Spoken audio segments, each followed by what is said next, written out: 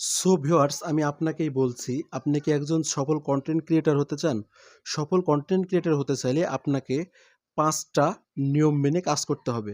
যদি আপনি এই ৫ টা নিয়ম মেনে কাজ করতে পারেন, তাহলে অবশ্যই আপনি একদিন সাকসেসফুল হতে পারবেন এবং একজন সফল কনটেন্ট ক্রিয়েটর হিসাবে গণ্য হবেন। তো যে ৫ টা নিয়মে আপনাকে কাজ করতে হবে, সেই ৫ টা নিয়ম আমি আপনাকে এখন এই ভিডিওতে বলে দেব। তো এই ভিডিওটা স্কিপ না করে সম্পূর্ণ দেখতে থাকুন। তো ১ম কথা হচ্ছে যে আপনি যদি কনটেন্ট ক্রিয়েটর হতে চান তাহলে ১ম এ আপনাকে নিজস্ব ভিডিও পোস্ট করতে হবে। ১ম পয়েন্ট। ২য় পয়েন্ট, আপনাকে ফেসবুকের যে গাইডলাইন আছে এই গাইডলাইন অনুযায়ী কাজ করতে হবে। এবং ৩ নাম্বারটা হচ্ছে যে অন্যের কোনো কথা আপনাকে কানে না নিয়ে কাজ করতে হবে। যেটা অনেকে আছে, আপনি একটা ভিডিও বানালেন, সে ভিডিওটা যখন পোস্ট করেন তখন কিন্তু বিভিন্নজন বিভিন্ন মন্তব্য করে, বা আপনারা যখন একটা ভিডিও তৈরি করেন তখন কিন্তু বিভিন্নজন বিভিন্ন ধরনের কথা বলে। এই কথাটা থেকে বিরত থাকতে হবে এবং কারো কথায় কান দেওয়া যাবে না। ৩ নাম্বার টপিকস গেল। এবার ৪ নাম্বার টপিকস।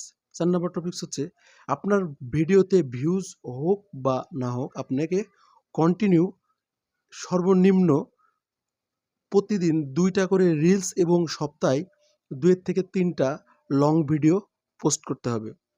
এবং সর্বশেষ ৫ নাম্বার যে টিক্সটা সেটা হচ্ছে, আপনি আজকে থেকে যদি ভিডিও পোস্ট করেন, কালকেই যে আপনি মনিটাইজেশন পাবেন সেটা কিন্তু হতে পারে না। কারণ আপনি যখন একটা ভিডিও পোস্ট করবেন, ওই ভিডিওগুলো যদি মানসম্মত হয়ে থাকে, একসময় দেখবেন যে ফেসবুক কোম্পানি আপনাকে মনিটাইজেশনও কিন্তু দিয়ে দিবে। সকল ক্রাইটেরিয়া যদি সম্পূর্ণ হয়, তাহলে আপনি কিন্তু মনিটাইজেশনও পাবেন। এজন্য আপনাকে ৫ নাম্বার যে কাজটা করতে হবে সেটা হলো আপনাকে ধৈর্য ধরতে হবে।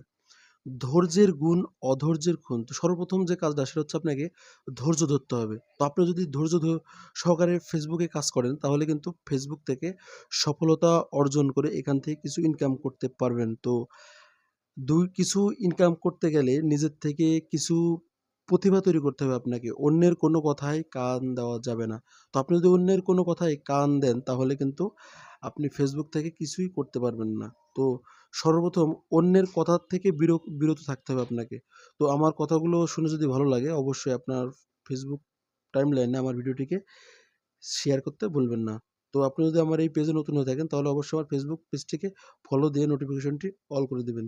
যাতে আমি যে ভিডিওগুলো পোস্ট করি এই ভিডিওগুলো খুব দ্রুত আপনাদের মাঝে পৌঁছে দিতে পারি। তো ভিডিওটা মনোযোগ সহকারে দেখার জন্য আপনাকে ধন্যবাদ। আগামী ভিডিওতে আবার দেখা হবে।